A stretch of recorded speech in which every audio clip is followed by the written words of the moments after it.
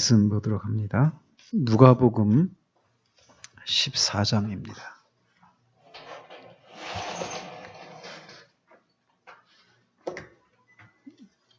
(14장) 26절에서 35절까지 보도록 하겠습니다.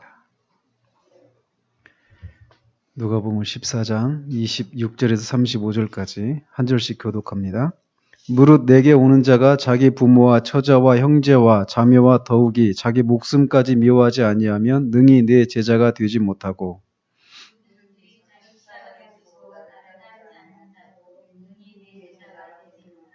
너희 중에 누가 망대를 세우고 잘진대 자기의 가진 것이 준공하기까지에 족할는지 먼저 앉아 그 비용을 계산하지 아니하겠느냐.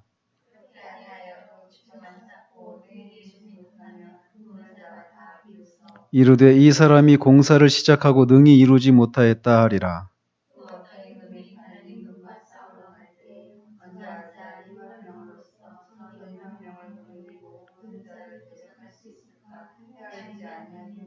만일 못할 터이면 그가 아직 멀리 있을 때에 사신을 보내어 화친을 청할지니라.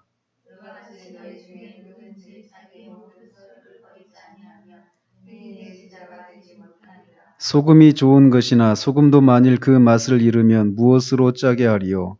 땅에도 거름에도 쓸데없어 내버리느니라. 들을 귀가 있는 자는 들을지어다 하시니라. 아멘. 자, 오늘 또 계속해서 크리스찬이 해석자의 집에서 봐야 될 그 내용들을 보도록 합니다. 먼저 그가 봤던 게 참 목자상에 대해서 배웠고, 그 다음에 뭘 배웠죠? 율법과 복음의 그 차이, 죄를 죽이는 이 일에 있어서도 복음에 입각해서 죄를 죽여야 되는 이런 문제도 살펴보았고요. 그 다음에 정욕과 인내에 대해서, 그죠?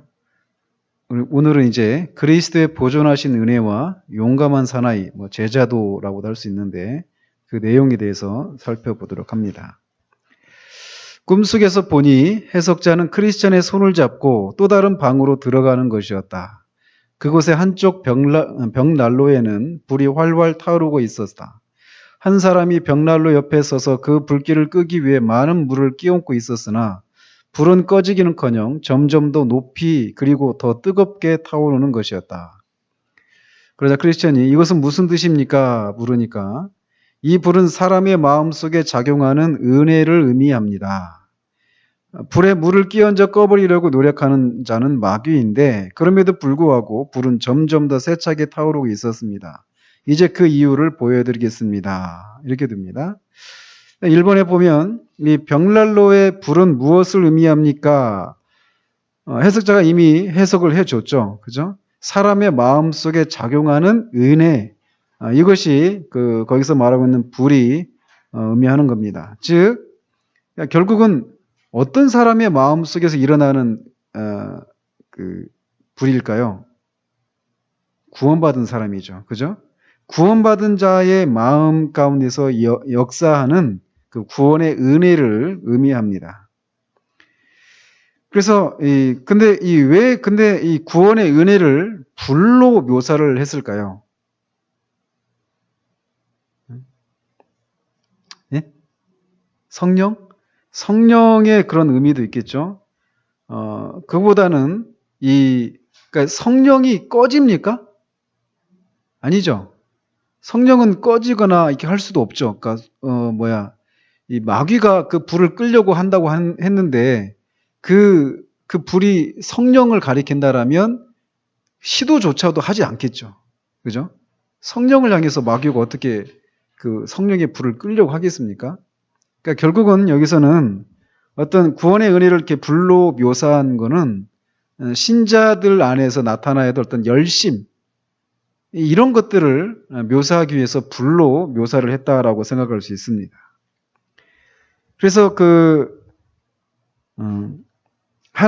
디모데 후서에서도 하나님이 우리에게 주신 것은 두려워하는 마음이 아니요 오직 능력과 사랑과 절제하는 마음이니, 또 로마서 12장에서도 소망 중에 즐거워하며 환난 중에 참으며 기도에 항상 힘쓰며 이렇게 얘기를 하는데 구원의 은혜가 있는 그 심령은 능력과 사랑과 근신하는 마음으로 열심히 주를 섬기는 것입니다. 근데 그 열심을 꺼뜨리려고 마귀가 하고 있다라는 거예요. 그래서 2번에도 보면 마귀가 물을 끼얹고 있었는데 이는 무엇을 의미합니까? 방금 말씀드린 것처럼 은혜로 인해서 구원의 은혜로 인해서 열심히 있는 그 마음을 마귀가 차갑게 만들려고 쉽게 만들려고 애쓰는 것을 의미하는 것입니다. 마귀는 우리가 구원의 은혜를 소홀히 하도록 유혹합니다. 그리고 우리 경험을 보면 이 마귀의 유혹이 성공하는 경우들이 많죠. 그죠? 우리의 정말 이 소원이 있다면 주님을 향해서 우리의 마음이 한결같고 계속 한결같을 뿐만 아니라 계속 이렇게 전진해 나갔으면 좋겠는데 그렇지 못한 경우들이 많다라는 거예요. 그러니까 그런 열심이 어느새 이런저런 이유들로 우리 그 열심이 식어지고 이 구원의 은혜에 대해서 우리가 무뎌져 가는 이런 모습들을 발견하는데 많은 경우에 그 배후에 보면 마귀가 있다는 것이죠. 우리 안에 있는 어떤 그 마귀의 유혹에 넘어가게 만드는 우리 안에 있는 그 거점들 있잖아요. 죄나 우리의 정욕들 이런 것들을 근거로 삼아서 이 구원의 은혜가 우리 안에서 식어지도록 마귀가 쉬지 않고 1년 365일 쉬지 않습니다. 마귀는. 그런 일들을 하고 있습니다. 그래서 주님을 향한 열정이 식어지게 한다라는 것입니다. 마귀는 우리가 영적으로 부주의하도록 유혹하고 죄에 빠지게 해서 결국은 은혜로부터 멀어지도록 공격하고 있다라는 거예요. 그래서 우리가 이게 뭐 마귀가 이런 일을 할 때 우리 안에서 막 드러내놓고 이런 일을 하지를 않습니다. 마귀가 우리 안에서 이런 일들을 하고 있다는 것조차도 우리가 인식하지 못하게 그렇게 교묘한 방식으로 하고 있기 때문에 우리 안에서 이 주님을 향한 열정이 그냥 갑자기 싸늘해지는 것이 아니라 스물스물 그 열정이 점점 식어져 가거든요. 그러다가 어느새 보면은 뒤돌아보면은 아득하게 멀리 와 있는 우리 자신의 모습을 발견할 때는 많이 늦은 상태죠. 근데 이거를 발견하기까지는 갑자기 이런 일들이 일어나기보다도 대부분 보면은 점점 서서히 일어난다라는 거예요. 그런 예화를 많이 하잖아요. 개구리를 있잖아요. 개구리를 찬물에다가 그릇에다 담고 담궈 놓으면은 개구리가 이렇게 얼마든지 뛰어 나올 수 있는데 그냥 안 뛰어 나오고 그냥 가만히 있는다고 합니다. 그거를 밑에서 불을 떼는 거예요. 알코올 램프나 이런 걸로. 갑자기 끓이면 이 개구리가 깜짝 놀라서 팔짝 뛰어 나오지만 그거를 아주 서서히 온도를 서서히 올리잖아요. 나중에 개구리가 거기서 익는답니다. 그러니까 서서히 올리기 때문에 이게 내가 지금 개구리가 자기가 지금 구워지고 있는지를 삶아지고 있는지를 모르고 결국은 거기서 삶아지고 죽고 말아요. 얼마든지 뛰어나올 수 있는 그런 높이인데도 그 따뜻하니까 있을만하니까 안 나오고 있다가 죽는답니다. 그러니까 마귀가 우리 안에서 이런 어떤 죄, 영적인 것들에 대해서 주님의 은혜를 우리가 지키고 그것들을 자꾸 우리 안에서 그것들을 이렇게 키워 나가야 되는데 그런 일들에 우리가 부주의하게 하기 위해서 아주 교묘한 방식으로 해서 시간이 지나다 보면은 어느새 우리가 한참 멀어져 있는 기도도 있잖아요. 갑자기 안 합니까? 이 기도도 이게 기도하는 데 있어서 이게 점점 시들시들해져 가는 거거든요. 이런 자리에 나오는 것도 마찬가지예요. 그냥 한 번 빠져, 두 번 빠져. 처음에는 안 빠지면 마음에 가책이 있죠. 두 번 빠지면 목사님한테 미안합니다. 세 번째 빠지면 그때부터는 뭔가 어떤 핑계거리를 찾고 네 번째, 다섯 번째 하잖아요. 그러면은 그냥 거기서 빠지는 것이 그냥 일상화돼 버리는. 그래서 안에서 미안함도 없고 어떤 목사를 향해서 뿐만 아니라 주님을 향해서도 우리 마음에 그런 것이 없어져요. 처음부터 그러지 않아요. 아주 서서히 이런 것들이 진행이 된단 말이죠. 그래서 이런 일들을 마귀가 하고 있어요. 끊임없이. 만약에 이렇게 된다면 아마 우리 여기 있는 우리 중에 남아있는 사람 없을 겁니다. 만약 이것이 다라면. 근데 여기에 또 은혜가 작용을 하고 있죠. 이 불이 물을 끼얹는데 오히려 꺼지기는커녕 더 세차게 타오르고 있는 그 비밀을 이제 해석자가 보여줍니다. 그래서 해석자는 이렇게 말하면서 크리스천을 데리고 벽의 뒤쪽으로 갔습니다. 거기에서는 한 사람이 손에 기름통을 들고 몰래 그러나 끊임없이 불 위에 기름을 끼얹어주고 있었습니다. 이것은 또 무슨 의미죠? 이분은 바로 그리스도이십니다. 인간의 마음속에 이미 넣어준 은혜를 보존하기 위하여서 끊임없이 은혜의 기름을 부어주고 계신 것입니다. 3절에 보면 그리스도께서 하시는 일은 무엇입니까? 이렇게 얘기를 하고 있어요.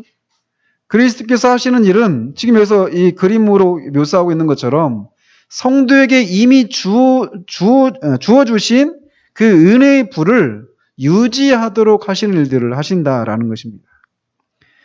그런 우리 안에 있는 그 성도 안에 있는 그 구원의 은혜가 마지막까지 계속 되도록 도우시는 일을 한다라는 거예요. 그래서 성도들로 하여금 마지막 날에 주님 앞에서 늠름히 설 수 있도록 성도들을 보존하시는 일들을 하시고 계십니다. 빌립보서 1장 6절에서도 너희 안에서 착한 일을 시작하신 이가 그리스도 예수의 날까지 이루실 줄을 우리는 확신하노라. 이렇게 사도 바울이 얘기하고 있는데 이렇게 우리 안에서 이미 시작하신 일을 우리 안에서 착한 일을 시작하셨는데 뭐 다른 말로 하면 구원을 그리스도께서 먼저 시작을 하셨잖아요. 그죠? 그렇게 먼저 시작하신 일과 그리스도 예수의 날까지 즉 주님이 다시 오실 때까지 또는 우리가 주님 앞에 나갈 때까지 이 일을 이룬다라는 거예요. 만약 이 일에 주님이 실패하시면 주님이 마귀보다 열심이 없거나 마귀보다 지혜롭지 못하거나 마귀보다 성실하지 못하시거나 마귀보다 능력이 부족하시거나 이런 분이 되신단 말이죠. 그렇기 때문에 주님이 그런 분이 아니심을 위해서도 주님은 성도 안에 있는 그 은혜의 불을 보존하시는 일들을 하신다라는 거예요. 여기에 우리의 이 소망이 여기에 있는 거죠. 우리 안에 있는 그 구원의 은혜를 내가 어떻게 하든 잃어버리지 않겠다라고 하는 이것이 분명 우리 가운데 있습니다. 있어야 됩니다. 뒤에서 다루겠지만. 그러나 그것보다도 먼저 앞서는 것은 그리스도께서 이런 일들을 하신다라는 거예요. 우리 이번 주에도 오후 예배 때 성화에 대해서 살피면서 성화는 하나님의 일이면서 동시에 성도의 일이다. 우리의 일이다. 이렇게 말씀을 드렸잖아요. 그러나 먼저는 하나님의 일이다. 그죠? 성화는 성령을 통해서 그리스도로 말미암아 성령을 통해서 우리 안에서 일하시는 하나님의 일입니다.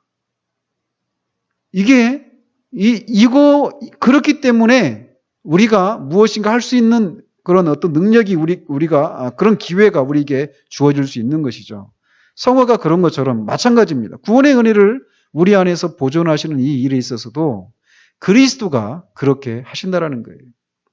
근데 또 보시면 이 뒤에서 하신다 이것에서도 여기서 저자는 그걸 다루지 않았지만 그리스도께서 뒤에서 하신다 이런 표현도 보면 굉장히 좀 은혜가 됩니다. 안 보이잖아요. 그러나 우리 안에서 보이지 않는 그 속에서도 우리 내밀한 곳에서 그런 일들을 하십니다. 그래서 이 그리스도께서 그런 일들을 하시기 때문에 우리가 그리스도 예수의 날까지 안전할 수 있는 거예요. 아까도 그 집사님하고 잠깐 통화했지만 제가 굉장히 막 계속 설교 동영상을 많이 올려놨잖아요. 어떤 면에서는 우리를 힘들게 할 수도 있습니다. 그런 메시지들이 말이죠. 근데 그런 것도 그리스도께서 우리를 성도들을 은혜의 불을 보존시키고 하듯이 하시는 일들의 한 방편이라고 저는 믿어져요. 제가 우리 하연이한테 그런 얘기를 종종 하거든요. 하연이가 뭘 혼내면 걔는 이렇게 삐질삐질 울어요. 울기를 잘해요. 그래가지고 제가 하는 얘기가 그래요. 혼나는 걸 잘해야 된다. 혼나는 걸 잘하는 사람이, 그러니까 자주 혼나야 되는 얘기가 아니라, 혼날 때 거기에 제대로 반응하는 사람이 건강한 사람이다. 그래서 이렇게 혼나는 것에 대해서 그 행위 자체를 잘못된 거기 때문에 그 행위 자체에 대해서 책망하고 꾸짖고 혼내는 것이지, 그런 행동을 하는 너가 미워서 이렇게 하는 게 아니다. 그거는 분리를 해야 된다. 그래서 혼나는 거를 잘해야 된다. 이런 얘기를 가끔씩 하거든요. 아직도 잘 안 돼요, 그게. 그렇긴 하지만 그런 얘기를 합니다. 마찬가지예요. 그리스도께서 우리 안에 있는 그 구원의 은혜를 보존하시는 일을 하실 때 우리 안에서 우리는 흔히 그런 생각만 하잖아요. 우리를 자꾸 격려하고 위로하고 소망을 주고 잘한다라고 이렇게 용기를 불어넣어주고 하는 이런 것으로만 우리의 은혜를 보존하시는 것은 아닙니다. 때로는 주께서 우리를 경고도 하시고 책망도 하시고 우리 안에서 두려움을 이렇게 불러일으켜서 우리가 그 구원의 은혜를 소홀히 하고 그 구원의 은혜가 우리 가운데서 식어져 가는 것들에 대해서 경고도 하신다라는 거예요. 근데 그런 메시지들은 어쩌면은 그런 경고의 성격들이 좀 많죠. 근데 저는 굉장히 감사하다니까요, 그게. 만약에 우리를 그냥 내버려 두시잖아요. 그러면은 진짜 어디까지 갈지 우리가 모릅니다. 진짜 어디까지 갈지 몰라요. 근데 어쨌건 그리스도께서 성도 안에 있는 그 구원의 은혜를 보존하고 이렇게 유지시키는 일을 하기 위해서 책망도 하시고 디모데후서 3장 16절에 있는 것처럼 교훈과 책망과 바르게 함과 의로 교육하기 유익하다라고 하신 것처럼 그런 다양한 방식으로 우리 안에 있는 그 구원의 은혜를 보존시키신 일들을 하고 계십니다. 지금도 하고 계셔요. 뒤에서 하고 계시니까 안 보인다고 할지 모르지만 저는 그런 일들을 하고 계시다라는 것입니다. 그리스도께서.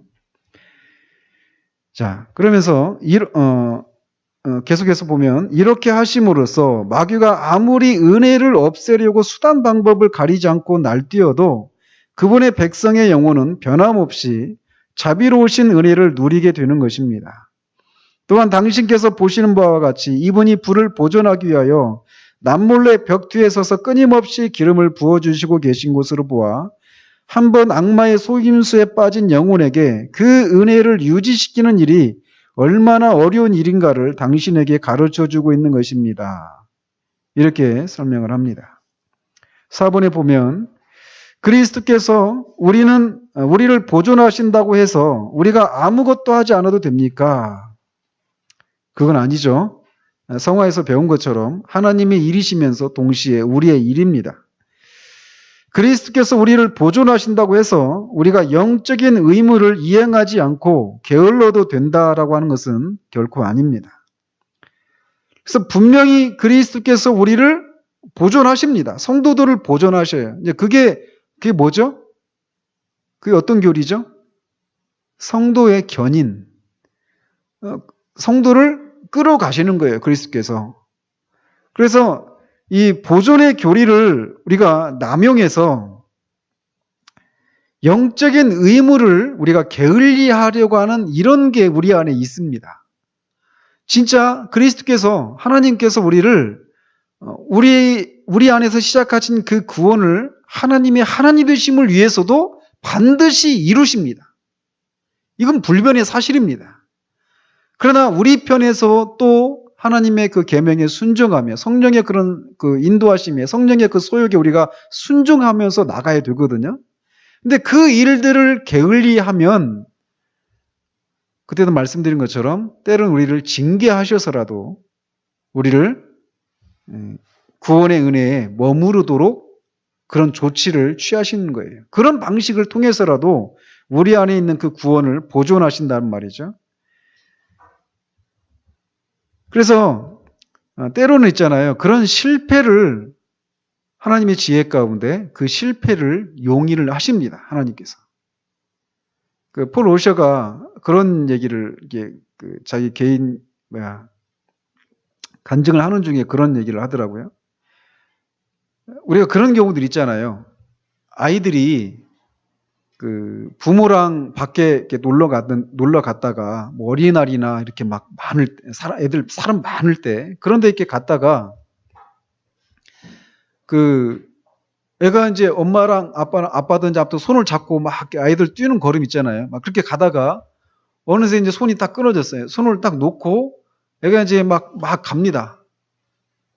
이제 계속 가요. 계속 가는데 점점 이제 웃으면서 가죠. 처음에는 웃으면서 가는데 엄마 아빠가 자기의 시야에서 딱 사라지는 것을 딱 느꼈을 때 아이가 어땠습니까? 막 두려움이 몰려오면서 막 무서워하면서 울고 막 그러잖아요. 근데 엄마 아빠가 애를 잃어버리려고 하지 않는 한 애가 그렇게 자기 손에서 떨어져서 막 어디로 막 달아날 때 그 아이를 향해서 계속 시선을 지금 보고 있잖아요. 그죠? 그러니까 계속 보고 있습니다. 그리고 어떤 때는 딱 숨기도 하죠. 그죠? 일부러.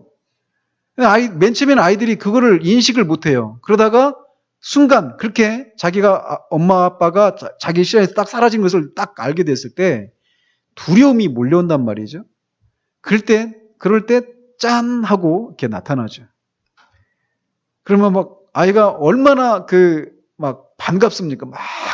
막 울려고 또 울고 있기도 하고 울려고 하는 그런 찰나에 딱 부모가 나타났을 때 그런 방식으로 하나님께서는 때로는 정말 그리스도께서 우리를 붙드시는 그 구원의 은혜가 우리 가운데 현재적으로 살아있는 것이 우리 안에서 그 은혜를 누리는 것이 얼마나 소중한 것인가를 깨닫도록 하시기 위해서 때로는 그렇게 우리가 그 은혜에서 멀어져 가는 것들을 용인하십니다. 그리고 나서 그 구원의 은혜를 잃어버렸을 때 그리고 다시 회복을 했을 때 그 은혜가 얼마나 소중한지를 그전보다 더 절감을 하게 되는 것이죠.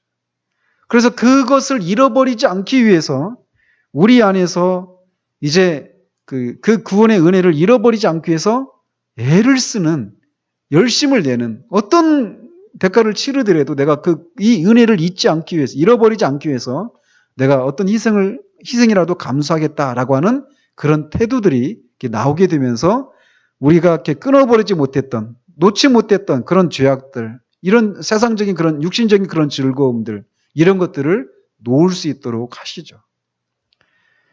그러나 어쨌든 그런 때라도 우리가 구원의 은혜를 잃어버리고 점점 그것들에 대해서 무뎌지고 멀어져가는 그때에도 우리를 향한 주님의 시선이 끊어진 것은 아니라는 것입니다. 다만 우리가 그것을 인식하지 못하도록 당신의 임재를 거두시는 당신의 얼굴을 우리에게 향하시지 않고 있는 것처럼 보이게 하시지만 우리를 잃어버리거나 우리를 포기하거나 그런 것은 결코 아니라는 것이죠.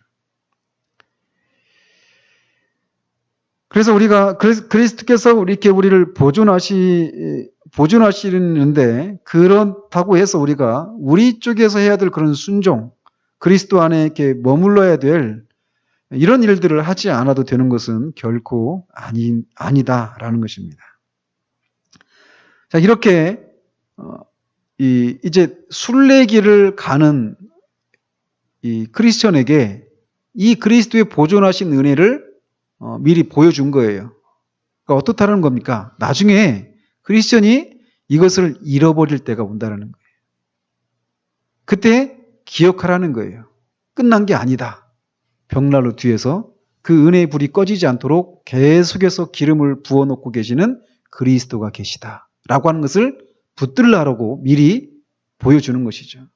우리도 이렇기 때문에 우리가 지금 현재 그 구원의 은혜를 잃어버렸더라도 그리스도가 지금 그 구원의 은혜를 꺼지지 않도록 하기 위해서 지금도 일하고 계시다라는 것을 믿고 그분께 달려가야 된다는 것입니다.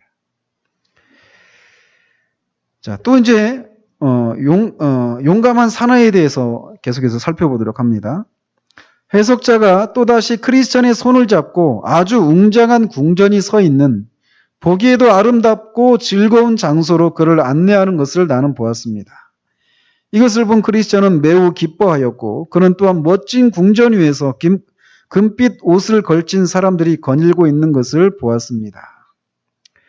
먼저 5번에 보면 용감한 사나이는 누구를 의미합니까? 이렇게 얘기합니다. 용감한 사나이는 이제 뒤에 가서 더 분명히 나타나지만 진짜 구원받은 사람의 그런 영적인 특징을 보여주는 인물입니다. 성경적으로 말하면 제자이죠. 그래서 우리가 이 개념을 좀 알아야 되는데 신약 성경에 보면 구원받은 사람들을 가리키는 용어들이 똑같은 용어들인데 다양하게 묘사를 합니다. 가장 많이 나오는 용어가 있다면 성도겠죠. 그죠? 성도. 또 여기서 방금 말씀드린 것처럼 제자.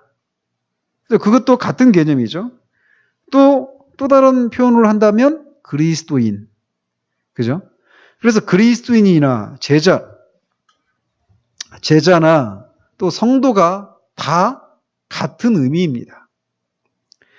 근데 오늘날 교회 안에서 이 제자와 성도를 마치 어떤 은혜의 등급이 다른 사람 것처럼 이렇게 나누어서 성도는 조금 이 제자에 비해서 조금 이렇게 수준이 낮은 일반적인 그리스도인을 가리키고 제자는 훈련을 받아가지고 더 높은 은혜의 단계에 도달한 사람을 제자라고 얘기하죠. 그래서 그런 사람을 만들기 위해서 제자훈련이라고 하는 것을 실시하고 있단 말이에요. 제가 어제 왜 책을 읽냐고 물어봤죠. 그래서 그 평신도를 제자로 만든다. 이게 제자훈련의 목표잖아요. 그죠?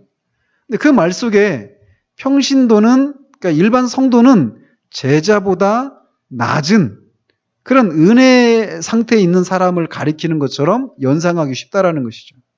그러나 성경에서는 성도나, 평신도라는 말 자체도 없지만 성도나 제자나 다 같은 개념입니다. 제자들 안에서 영적으로 어린 사람이 있는가 하면 청년의 때를 지나는 사람이 있고 아비와 같은 성숙한 사람이 있다는 것이죠.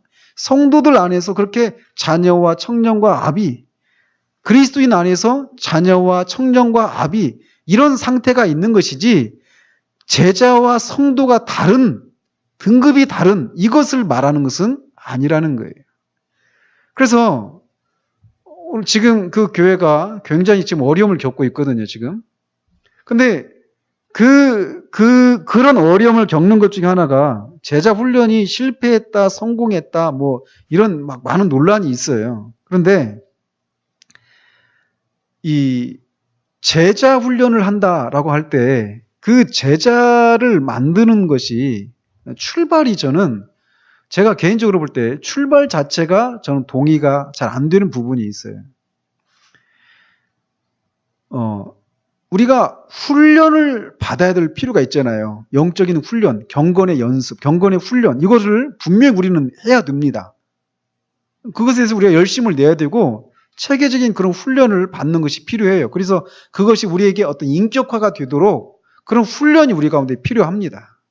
그런데 훈련을 통해서 제자가 되는 것은 아니라는 거예요.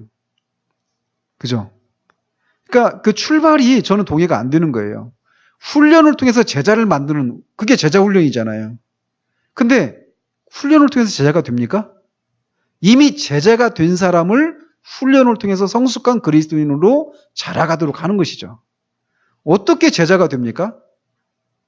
오직 하나님의 은혜로 거듭나서 우리의 죄를 회개하고 예수 그리스도를 믿음으로 제자가 되는 거예요. 그죠? 그렇게 된 후에 훈련이라고 하는 것이 개입이 되는 것이죠. 그죠? 근데 마치 평신도를 제자화시킨다. 이런 개념 자체가 어떻습니까? 저는 동의가 안 되는 거예요. 이미 평신도나 제자나 똑같다고 말씀드렸어요. 성경에 나오는 것처럼.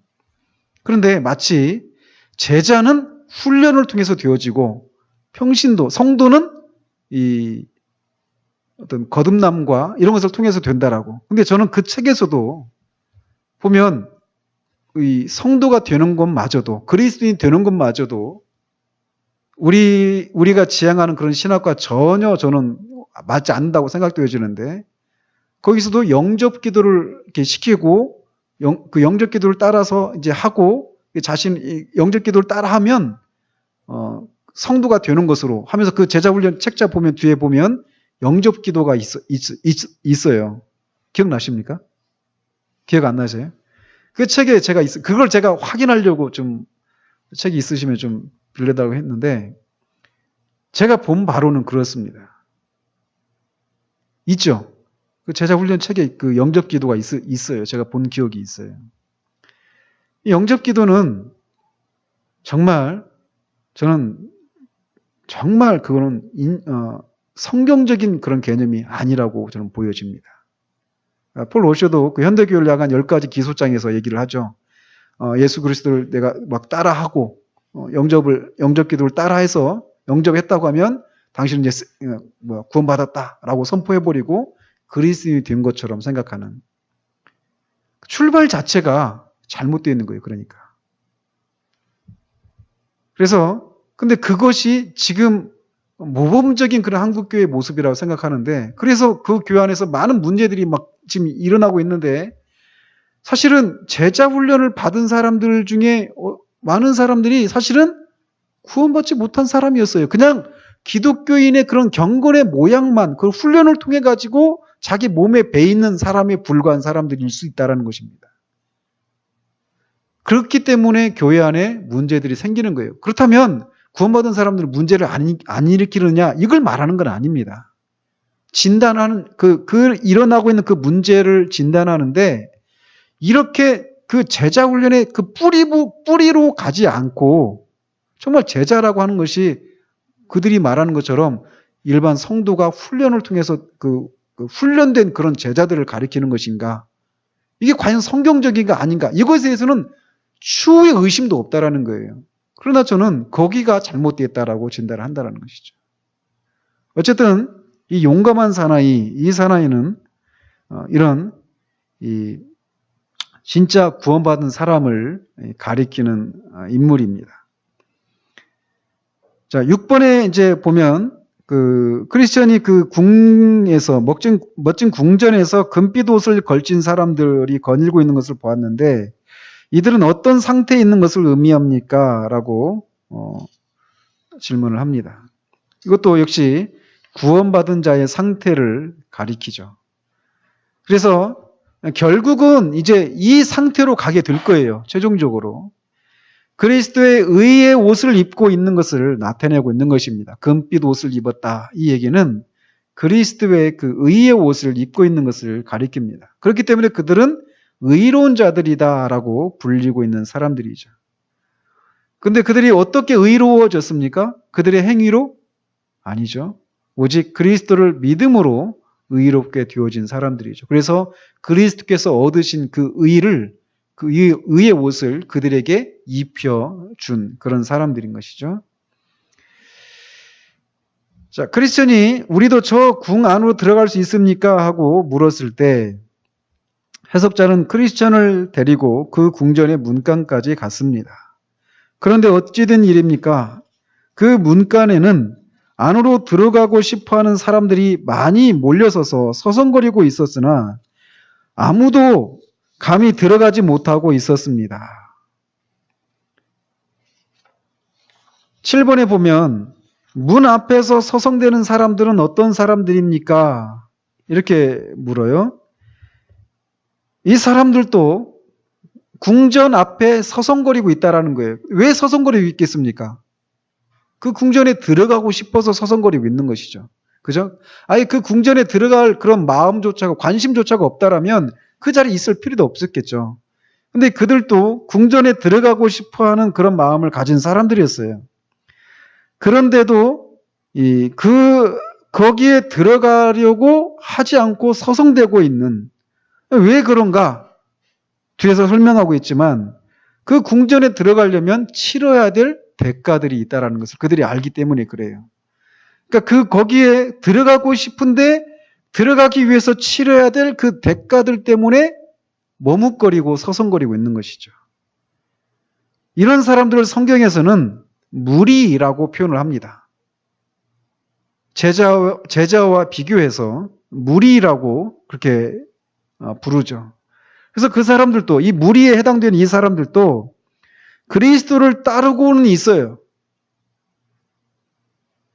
그렇지만 그들은 자기를 부인한다든지 자기 십자가를 진다든지 이러지를 않는 것이죠. 자기를 부인하고 자기 십자가를 진다. 이게 바로 그 구원받은 자들이 그 궁전에 들어갈 때 치러야 될 대가를 의미하는 거예요. 자기를 부인하고 자기 십자가를 지는 거. 그러니까 어때요? 자기를 부인하고 자기 십자가를 진다. 자기를 부인하고 자기 십자가를 진다. 이 개념 속에 벌써 고난, 싸움, 투쟁, 갈등, 어려움 이런 것들이 다 녹아 있잖아요. 그 말 속에. 그죠? 그렇기 때문에 이 무리에 해당되는 사람들은 그렇게 자기를 부인하지 않고 자기 십자가도 지지 않는다. 이 얘기는 또 반대로 제자들은 자기를 부인하고 자기 십자가를 지는 자들이에요. 그래서 예수님께서 그렇게 자기를 부인하고 자기 십자가를 지지 않는 자는 내 제자에 합당하지 않다라고 말씀하시잖아요. 그러니까 제자의 특징은 그런 거란 말이죠.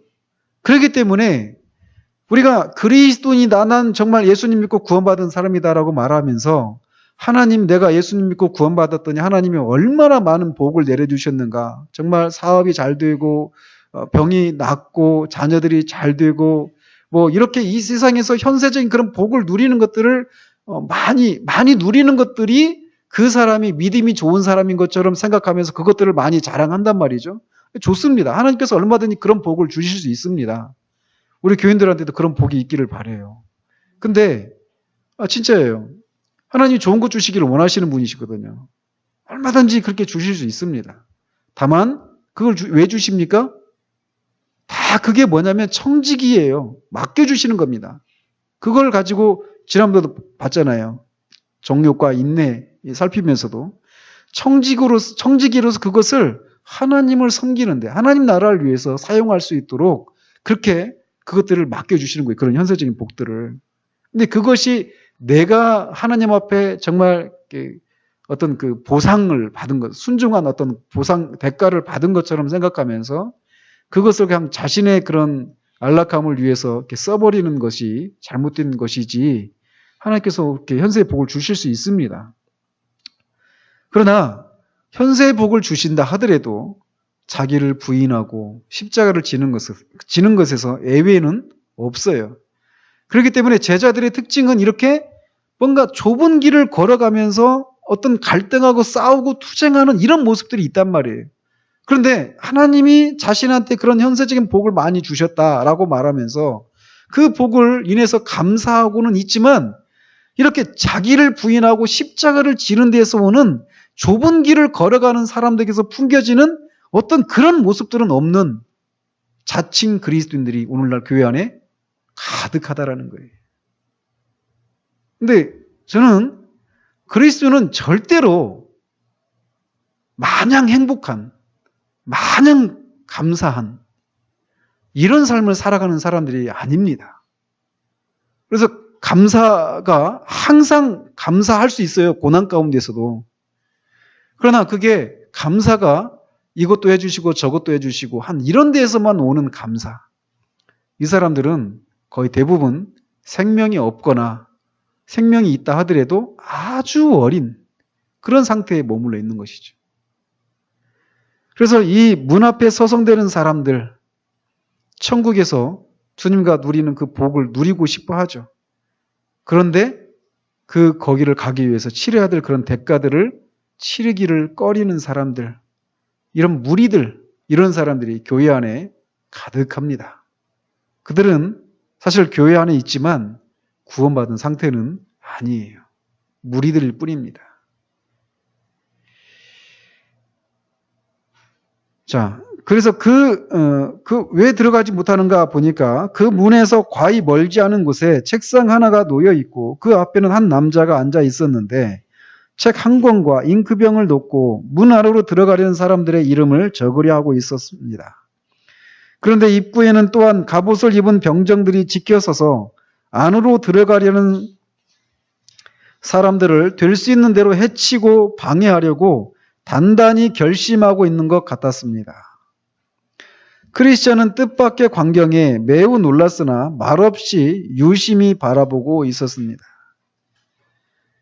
이 명단을 적는다. 이런 것도 어떻게 보면 어떤 이렇게 결단을 의미할 수도 있겠죠. 그리고 내가 그리스도인이다라고 하는 것을 이렇게 공개적으로 이렇게 드러내는 그런 것이 될 수도 있겠죠.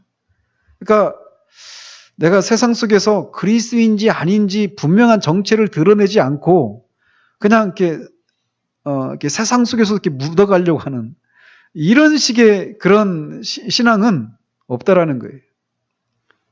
근데 사실 우리가 이런 고민들을 하시지 않습니까? 우리 안에서?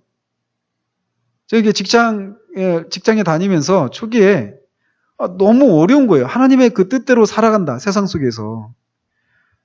이게 장난이 아니더라는 것이죠. 이게 뭐 알바도 아니고 평생 직장인데 내가 그리스도인이라고 하는 것을 드러내놓고 그리스도인으로서 살아가려고 하니까 그렇게 내버려 두질 않는 거죠. 세상이. 근데 그 속에서 이런 갈등을 했었어요. 제 안에서. 왜냐하면 다 그리스도인만 모여있는 곳에서 신앙생활 하면 얼마나 편할까.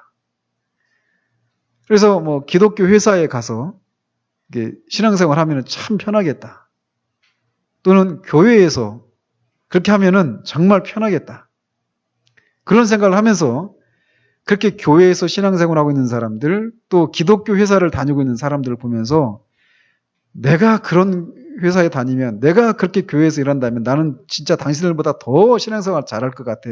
이런 생각들이 있었거든요. 근데 어디나 그리스도인이 교회 안에서도 그리스도인으로서 살아가는 것이 쉽지가 않아요. 교회 안에서도. 기독교 회사에서도 마찬가지죠. 직장 안 다니는 가정주부들은 그리스도인으로서 이 땅에 좁은 길을 걸어가면서 겪는 그런 싸움과 갈등이 없습니까? 아니에요.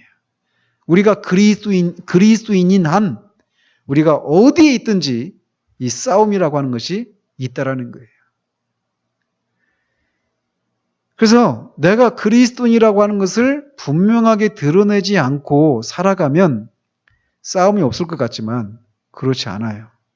분명하게 자기가 정말 그리스도인이라면 이렇게 드러내놓고 드러나질 수밖에 없다라는 것입니다. 그리스도인은.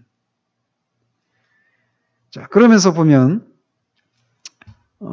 계속해서 보니까 무장하고 있는 병정들의 모습을 보고 두려움에 실린 대부분의 사람들이 뒤로 물러서고 있을 때 결심을 단단히 한 듯한 사나이 하나가 성큼성큼 명단을 적는 사람에게로 걸어가 이렇게 말하는 것이었습니다. 선생님, 제 이름을 적어 주십시오. 말을 마치자 용감하게 생긴 남자는 자신의 검을 빼어들고 머리 위에 투구를 쓰고는 무장한 병정들이 지키고 있는 문간을 향해 용감하게 달려갔습니다. 8번에 보면 용감한 사나이가 희생이 따르더라도 돌진한 이유는 무엇입니까? 그래서 보면 진주장사 비유, 천국에 대한 비유가 이렇게 나오고 있죠. 그 근거 구절로. 그 사람이 이렇게 궁전에 들어가기 위해서는 이 병정들, 무장을 한 그 병정들과 싸우고 때로 거기서 상처를 받을 수 있고 큰 부상을 당할 수도 있는데도 그 희생을 무릅쓰고 그렇게 돌진한 이유는 궁전 안에 들어가는 것이 그 과정에서 겪는 그 부상, 어떤 희생, 이것보다도 더 값어치가 있다라고 하는 것을 그가 깨달았기 때문에 그렇다라는 것이죠.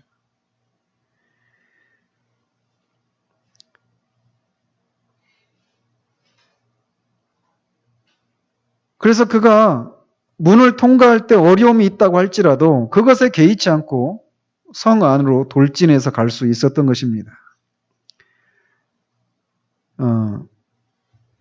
그것이, 그러니까 이 용감한 자가 그렇게 그것을 향해 갈 수 있었던 것은 자기가 얻게 될, 이런 희생을 통해서 얻게 될 그 가치가 훨씬 더 크다라고 하는 이런 계산이 그 안에서 끝났기 때문에 그렇게 얘기를 하는, 그런 행동을 취할 수 있는 것이죠.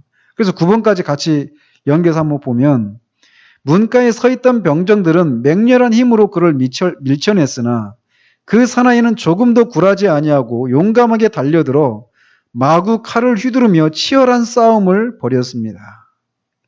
얼마 후 그 사나이 자신이나 밀어내리는 병사들이나 모두 많은 상처를 입었지만 그 사나이는 계속 길을 트며 앞으로 나아가 마침내 궁전 안으로 들어갔습니다. 9번에 보면 그에게 있는 은혜는 어떤 종류입니까? 그래서 근거 구절로 아까 우리가 읽었던 그 구절이죠. 누가복음 14장 26절에서 35절까지. 무릇 내게 오는 자가 자기 부모와 처자와 형제와 자매와 더욱이 자기 목숨까지 미워하지 아니하면 능히 내 제자가 되지 못하고 누구든지 자기 십자가를 지고 나를 따르지 않는 자도 능히 내 제자가 되지 못하리라. 이렇게 하면서 두 가지 예화를 말씀하시죠. 즉 예수님의 제자가 되기 위해서 치러야 될 대가, 이거를 계산하고 나를 따르라 라고 말씀하시는 거예요. 그죠? 그래서 하나는 망대를 세우고자 하는 사람이 자기가 가진 비용으로 그 망대를 충분히 세울 수 있는지 아닌지 먼저 계산하고 망대를 세워야 되지 않겠느냐. 또 이 군대가 적군이 쳐들어오는데 자기가 가진 군대로 그 적군을 물리칠 수 있을지 아닐지 이거를 계산하고 못하게 생겼으면 화친을 취하든지 아니면 할 수 있겠으면 가서 맞붙어서 싸우든지 이렇게 계산을 먼저 하고 망대를 쌓고 군대와 전쟁을 하든지 하는 것처럼 주님의 제자로서 살아가기 위해서 내가 치러야 될 대가가 무엇인지를 충분히 계산하고 주님의 뒤를 따르라라고 얘기한다라는 거예요.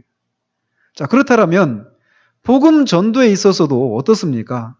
복음 전도에 있어서도 예수님 믿고 구원 받으십시오. 이 내용으로는 충분하지가 않다라는 것이죠.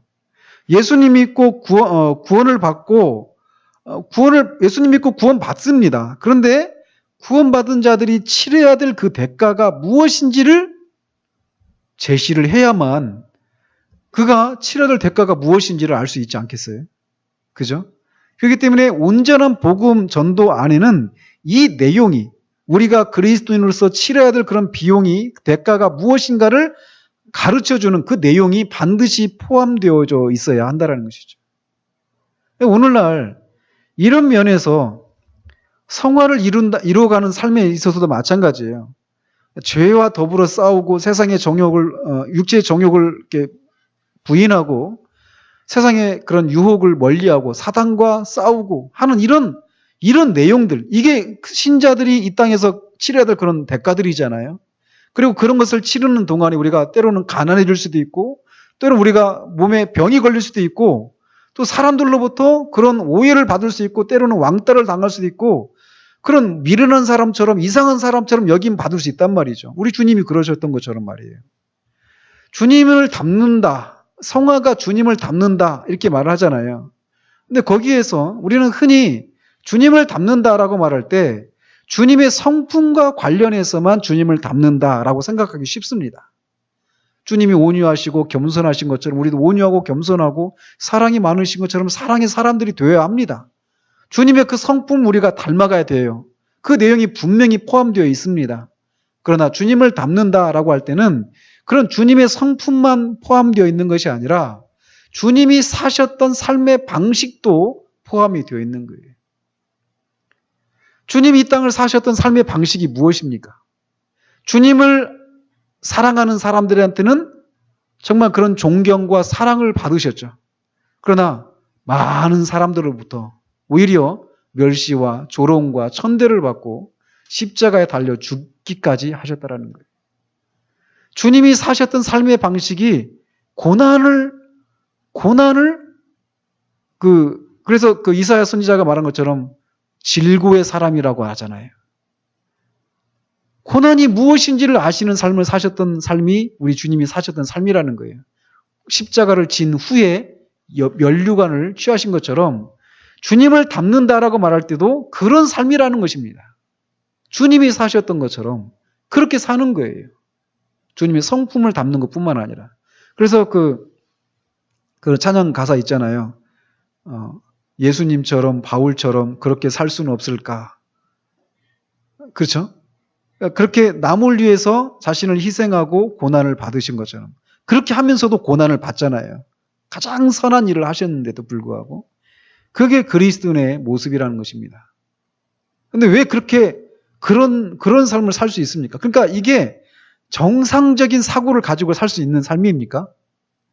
정상적인 표현보다도 우리의 어떤 타고난 본성을 가지고 살 수 있는 삶이 아니에요. 믿지는 일이죠. 근데 그렇게 살 수 있는 것이 그런 삶이라고 하는 것을 이 용감한 사나이가 알매도 불구하고 왜 갑니까? 그렇게 간 후에 얻게 될 영광이 그 과정에서 치르는 이 희생과 대가 이거하고 견줄 수가 없다라는 것을 아니까 그걸 가는 거예요. 그러니까 자꾸 있잖아요. 그리스도인의 삶을 우리가 멀리 볼 필요가 있는 거죠. 저는 아까 처음에 했던 얘기 다시 한번 언급해드리면 요즘 저는 오늘 또 그거를 자꾸 의식하면서 살아갑니다. 내가 장차 그리스도의 심판대 앞에 선다. 그러니까 오늘 내가 살아가면서 내가 주어진 그 시간들을 나중에 다 회개하게 되는데 그거를 어떻게 내가 이 시간들을 쓸 것인가? 이런 것들을 자꾸 생각하게 돼요. 생각이 어떤 불결하고 하나님이 기뻐하시지 않는 그런 생각들이 밀려올 때도 그 생각들을 그냥 쫓아서 그냥 막 따라가는 것이 아니라 그것들에 대해서도 차단을 하고 내가 결국 주님 앞에 산다라는 거 하는 거.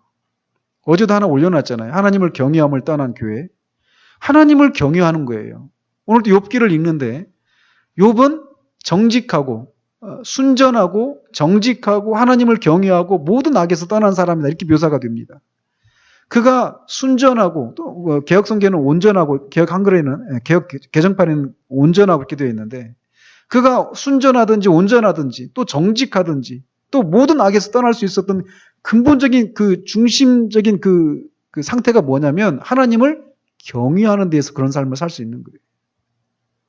하나님을 향한 두려움, 심판에 대한 두려움이 아니라 하나님을 향한 존경과 그분의 어미로우심을 향해서 갖게 되는 자녀로서의 그런 두려움을 말하는 것입니다. 그 두려움 때문에 악에서 멀리하고 순전하고 정직한 삶을 살 수 있는 것이죠.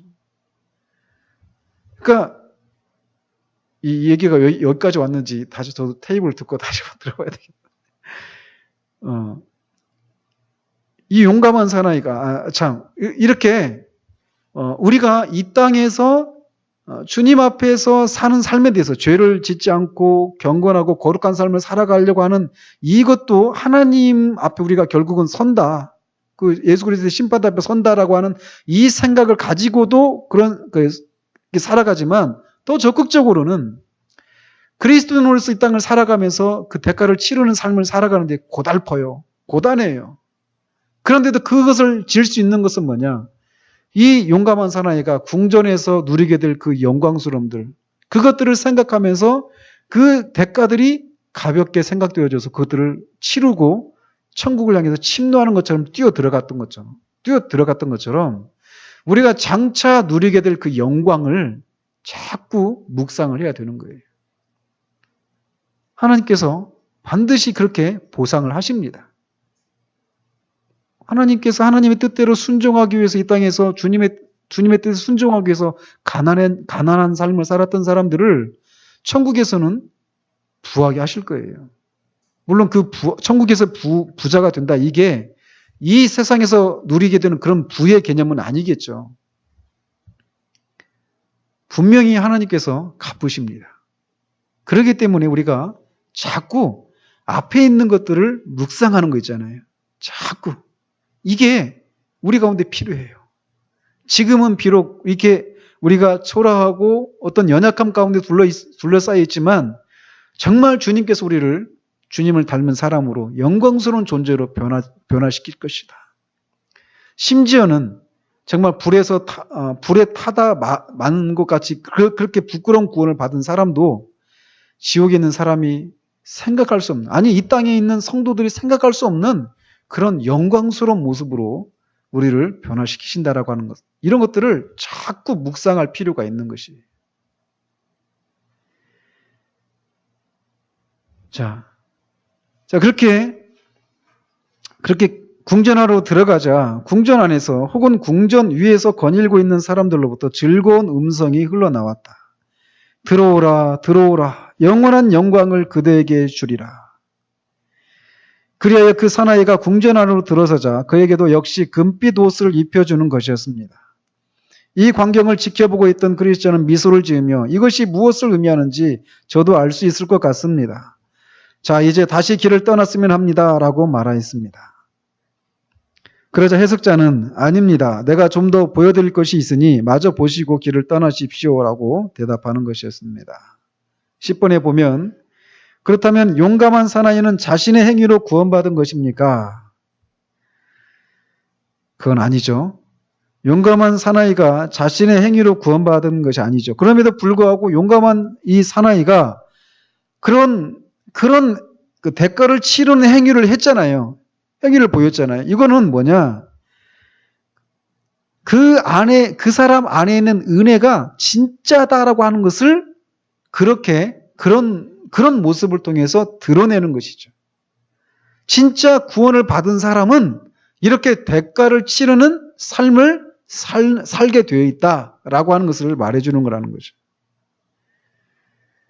아까도 말씀드린 것처럼 하나님께서 그에게 영적인 지각을 주셔서 사도 바울이 고백하는 것처럼 예수 그리스도를 아는 지식이 가장 고상해서 내게 유익한 것까지도, 내게 유익했던 것마저도 해로 여기고 배설물과 같이 여기는 그런 눈들을 주셨기 때문에 이렇게 희생을 감수를 하면서 그렇게 궁전으로 침노에 들어갔던 것이죠.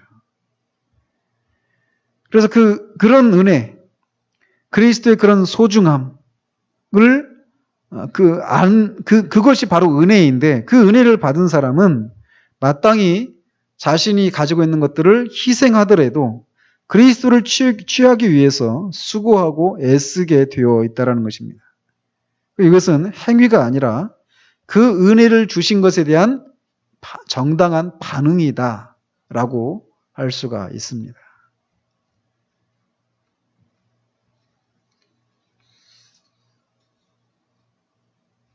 우리가 이제 본격적으로 이제 한 두 번 더 살피고 나서 이제 본격적으로 좁은 길에서 이제 십자가 언덕에 서고 그 다음에 들어가서 이제 그 순례길을 가는 장면들을 살피기 시작할 것인데, 우리가 이게 구원받은 후에 천국에 들어가는 시간이 우리가 생각하는 것보다 길어요.